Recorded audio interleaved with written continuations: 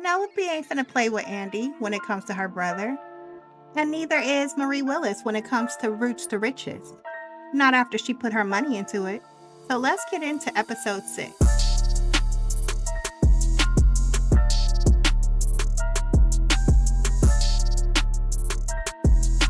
Hi, it's me, Kamika, and welcome back to the It's Me, Kamika podcast. Did you all catch the last episode of Sistas? We definitely have to talk about it. So let's get the party started. This was definitely a filler episode. It was titled Web of Deceit. Let's start with Andy since that was the first scene. Penelope is coming in hot with a capital T. She came ready for Andy. To her, she has figured it all out.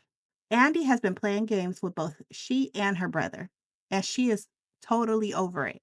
She's been thinking about it, and she's remembering that Gary had been sniffing Andy's underwear and having Andy's pictures in his drawer, and she's thinking about how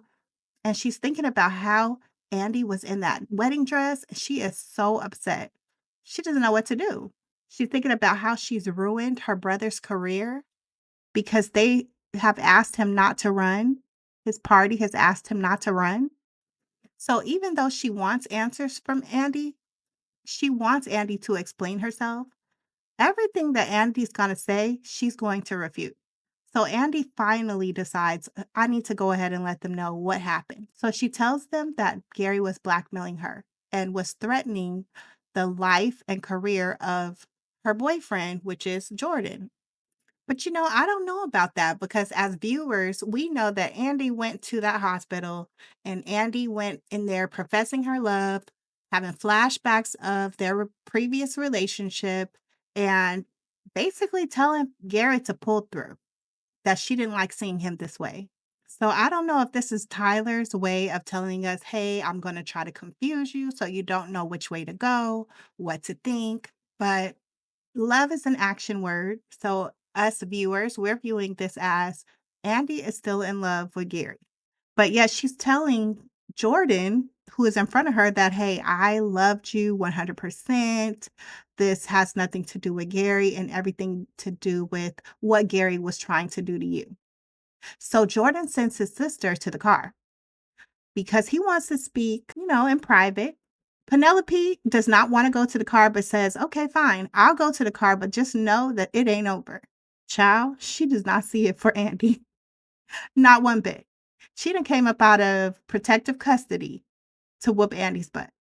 So I don't think she's playing any games, and I do believe that she has something in store for Andy, especially when you done took her man and ruined her brother's career. Bye, Andy. And she said something interesting before she left, which was that she was going to make sure that Jordan stays away from Andy's web of deceit.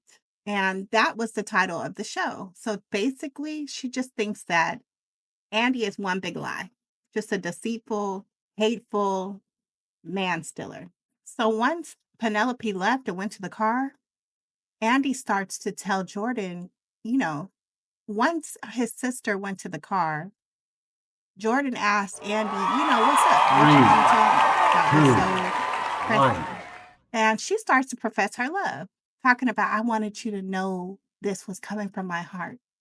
He's like, what? Girl, I can't even look at you right now. His whole career down the drain, effing with her. And you in here trying to profess your love after I saw you in a white dress getting ready to get married to my enemy, someone who caused my sister to lose her baby, someone who was with my sister. So, he leaves because he's just done. He's not trying to hear anything else Andy has to say. Y'all, what is going on with Sabrina and Danny's characters? I'm not feeling it. Last season, I liked it. It was the buildup of a relationship. It was beautiful. See the goods of starting a relationship and how romantic it could be. You had some issues such as the fertility issue and all of that jazz, but this episode, and I know this was a filler episode, like just building us up for what's to come, but we spent too much time in that restaurant going back and forth. That was such a boring watch. I mean, I'm just going to be honest, and I love Mr. TylerPerry, but watching Danny shun another man for helping her out is exhausting. It's annoying. It brings up the level of intensity, but not in a good way. It just, and I don't want to hate Danny, but at this point, I'm like, girl, you can kick rocks forever, and I would be okay with it. And Sabrina, I did understand their issue, which is that he invited her for lunch and she ended up at, she declined, then ended up at lunch with Danny. I get that. That is so understandable, so relatable to walk in and see someone that you just invited to lunch and they declined. But after explaining, that should have been it. And we should have saw something else. This was horrible. It was just too much of nothing. But it needed something. It lacked something. And it just left us all pretty annoyed. Now, I don't want to speak for y'all, so if that's how you feel, tell me in the comments below. But that scene just left me annoyed. And they kept going back to it like it was this juicy scene. Ugh, let me just leave it alone because I'm getting annoyed again. This scene at the salon is sending me. It is it is so funny. It's not funny. It you know, it kinda reminds me of something that's going on currently, but that's neither here or there. This scene is hilarious to me, but we're at the salon, we have the protesters, and they're shouting "Roots to riches, wreck my edges." I love it, okay? I don't know who came up with it, but oh my god, I am dying. So, the protester that is demanding 400,000 is telling Marie Willis that, "Hey, this product took out my edges." Okay. And she does something that allows Karen to touch her edges. And Karen realizes, you know what? Something's up with this. This is no chemical burn. This isn't from a chemical. You have shaved your edges off. This is a hoax. Like you are playing us for real. And when she realized that, the relief that came over Pam's face, she was just distraught and was trying to figure out like, like I know what I put in my product and I know that it was no chemical that would burn these girls like this. When Karen saw that the product wasn't the culprit here and that this was a scam that Todd set up to come to us with you know, they were just all relieved. And basically, Marie said, "Hey, you know what? I'm going to get my team of lawyers on this. I'm not going to be taken." And you guys know how she feel about her money. Look at the links that she went through to make sure that her ex-husband got nothing. So whenever she's going to invest, she was already having Roots to Riches vetted. Then for her to walk in on this, oh my God. I loved how she stood 10 toes down. But why did the girl have to call it Roots to Raggedy? This was a hilarious segment. I loved it. But after the protesters leave, Marie Willis has to tell them, hey, I can't have you all being defeated and ready to give up, that defeatist attitude. I also can't take you guys saying, sorry, sorry. She's one of those let's boss up and do something about it women. And I love that.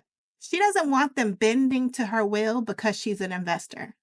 She wants them to boss up just like her. And I like that. You need a good mentor. And that's really a blessing to have a mentor and an investor be that same person. You know what I loved? I loved when Karen's mom came in. I loved when Karen's mom was coming in the shop as Marie Willis was leaving. How Karen's mom asked, who was that? It was like one boss was leaving, but one boss was entering because we all know Karen's mom do not play that. Game recognizes game, real recognizes real, a boss recognizes another boss. And I don't mean to skip around, but let's go back a little to where the protester was like, yeah, it's a recession. We in a recession. So basically, she trying to scam and come up because these are hard times. And it got me to thinking, recently in the real news, because we all know this is fiction, but this, I want to say yesterday or the day before yesterday, I'm not going to name names, but a story similar to this, the owner, the creator. You know how you are a creator, you know how you feel about your product. It's your baby.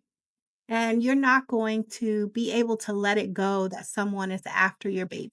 You're going to protect it, market it, handle it carefully, handle it with care, be cautious of it, protect it, all the things. Well, she came out and was saying how the original person who spoke out about her product also had brand deals from the competitors. And from what I hear, it didn't go well. That's just, this is a relatable story, right? So let's just relate it back to real life. I hear what this lady is saying fictionally, like, hey, this is a recession, so I'm out here scamming. But also, can we apply that to that other story or not? I'm just curious. Are we going to be real or not? Because you know what? I think this is a show of support. I do. Low key, I think this is a show of support for that real story. How scammers be scamming and people need to come up in a recession when times are hard. I really do feel like this storyline is a show of support. In the similar story that's happening in real life, my advice to that creator would be to just shh, don't say anything. Let those that want to support you. Because there's no amount of convincing someone who does not want to support you. Once their mind is made up, it's made up. You can tell them everything under the sun, moon, and stars, but it they're gonna believe what they want to believe. And this might be a deeper issue, so I don't want to go too deep into this conversation, but I do feel like this was a show of support. And, I love it. Y'all, I cannot stand Hayden. Oh, I can't stand this man.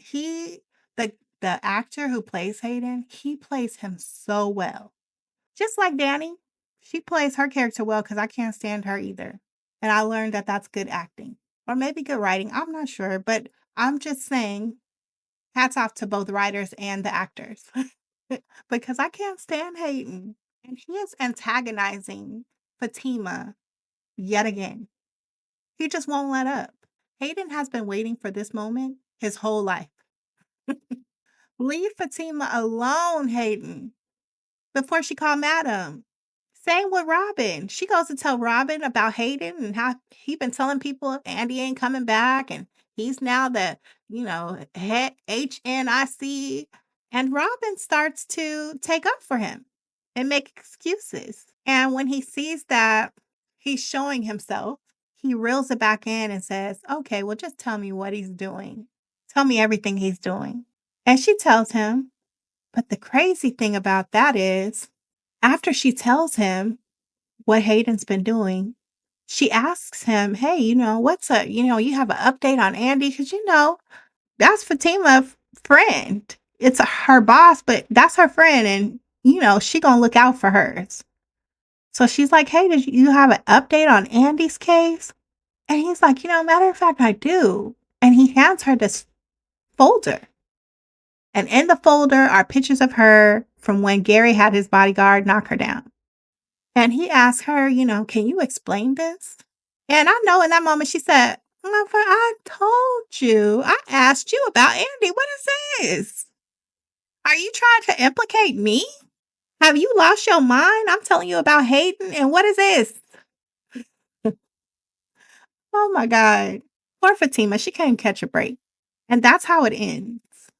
So, of course, they, leave us on a cliffhanger. Fatima, it's time to call Madam. And I know you have to call her a lot, but in this instance, I would. But I get what Mr. Tyler the Perry is doing here. He has found a way to implicate everyone. Who do y'all think did it? Who do you all think stabbed Gary? You know who I think did it?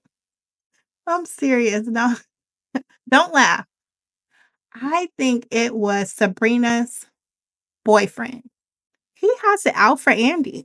Every conversation he bringing her up, and it's not in a good manner. It's in a, that's a foul friend, and why you guys always have to rescue her, and she did my boy wrong. I don't know. Something is not right upstairs when it comes to him. And I got my eye on him. I feel like he found his way into that room and stabbed Gary. I don't know. But please tell me who you all think stabbed Gary. Up until this is episode 6, tell me who you think stabbed Gary. And we're going to leave it at that. This episode was called Web of Deceit, but it should have been called Andy, just go ahead and tell him it was blackmail and be done with it. If you like my commentary, and hopefully you did, please leave a comment below, subscribe, and hit that like button. Now, once again, I'm here for a good time, but not a long time. So until next time.